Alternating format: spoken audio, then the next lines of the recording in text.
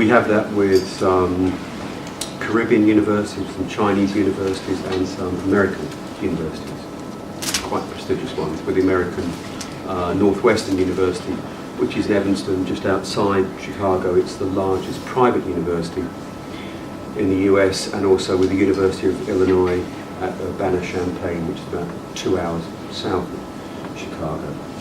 So that's what I do. And I teach a little bit as well, and write programs.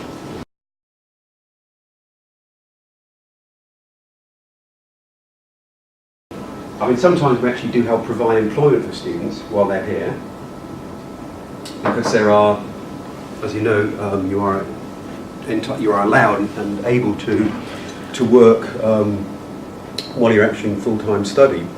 But if you want me to talk about the whole situation, that's why I put some of those series of initials.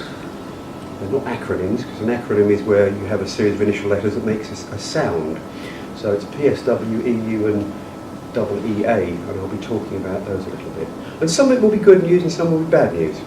I'll start off and I'll tell you a few things, just so you've got some material facts. It's quite useful. One of the things that I find, I don't know about you, but I can just about remember being a student. And the problem that the Prime Minister has is that, forced by a number of people within his party, he started making some very public pronouncements about wanting to reduce what he calls net immigration, net migration into the UK. If you do want to visit various European countries, you can apply for a Schengen visa and can actually visit all those countries. It's why when you go to a major European airport, Amsterdam, Paris, Munich, Zurich, etc., you enter the Schengen area, and that's the last time that your ID is actually checked, and then you freely move across borders. Although the UK is not signed up to the Schengen Agreement and is not part of it, it's still the case that we do actually have open borders. Okay? Although physically the United Kingdom is an island, we do actually have open borders, so people can actually present themselves and can actually apply for political asylum, economic asylum, and on occasions they can actually apply for citizenship. The silly thing about this, of course, is that the silly thing about it, as I said, is that because of European Union legislation and also in some cases UK legislation, it is actually very difficult to stop net migration as far as the UK is concerned. Partly because of our history. If you were even older than Daniel or older than me, and I'm about twice as old as him, so I'm really old.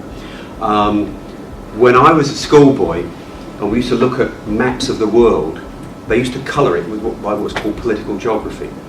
And about 1/3 of the world, the maps were pink. Very nice. And that was the British Empire.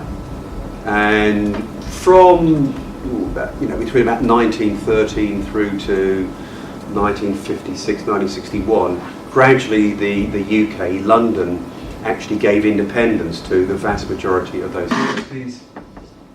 Before that time was that any British university could provide visa support for international students, and they could come and study here. That was that. There was no great responsibility, as it were, and sometimes students did silly things like they enrolled at a university and then they spent a year exploring the UK or Europe or something. What happened towards the end of the Brown government was, in effect, universities became sponsors of international students and became responsible for them.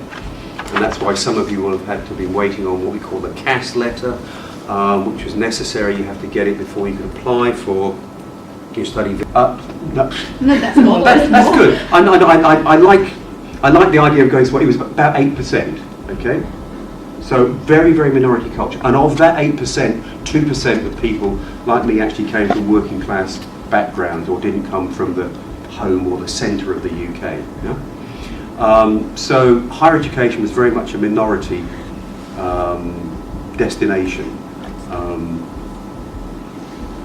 and it's why, foolishly, people of my generation, when we graduated, we didn't even have to think about jobs. You know, we actually did things like travelled for a while after we graduated, or did foolish things. One of the things that's bad about the UK, and which certainly it's foolish of British citizens to complain about this, about jobs being taken away, as it were, is that the technical education sector has been woefully ignored. So the higher education sector has massively expanded. The tertiary, third level or technical education sector has been woefully underfunded and ignored, and in fact there's government legislation coming through that's going to do even more damage to very soon. It's going to force smaller colleges to merge into large colleges. They were the people who used to train boys and girls, young people, for essential physical trades. So spend that because we've got a crisis, and we've got a crisis in the health service, and we need nurses. Yeah. And periodically they will say things like, oh, it's costing too much money because agency nurses are more expensive, because you don't only pay the wage to the nurse, you have to pay a wage to the agent. Like if you pay the nurse X, then you have to pay the agent X plus 10%. It's actually why privatisation doesn't work. Direct labour organisations are actually a more cheaper and efficient way of doing things. Last year the government was actually saying that they wanted to, all NHS trusts, to considerably cut down on the number of agency nurses they were actually employing. But the simple fact of the matter is there are not enough young people coming through. And since, nursing used to be a non-degree profession, it's now become a degree profession. You could study for 2 years to become a state enrolled nurse, or 3 years to become a state registered nurse, SEN and SRN. Now in fact all nurses have to take a 3-year nursing degree, as well as having other post-qualification work experience. So if you have a crisis in employment today, the minimum lead time you need to solve it is 3.5 years. So exceptions will actually be made to that. There is pressure that's actually brought to bear in certain areas where there are problems, actually in certain areas of work where there simply are not enough qualified British people to work in those kind of industries. And we all know as well that if you're a friend of the UK government and maybe a donor of money to the Conservative Party or something, or the Labour Party, they've both done this, then sometimes visas can be provided very, very quickly. We do it for all kinds of reasons. 35 years ago, we weren't having much success in international athletics. So there was this white South African young girl called Zola Budd. She was famous for running barefooted. And overnight, because she was a brilliant runner, the British government gave her a British passport and said, yes, you can represent the UK. Kevin Peters was a cricketer, actually a white South African, born in South Africa, still speaks like a South African. He magically, somewhere or other, ended up with a British passport and was playing for the England cricket side. So it does happen. So all I would simply say is I think there are more difficulties now than there were possibly 3 years ago, but it's a political pendulum which does swing both kind of ways. C.P. Scott, wonderful old newsman who was he was a founding editor, and it's the family that still owns the Guardian newspaper in the UK. Not the best, probably the least worst of British newspapers.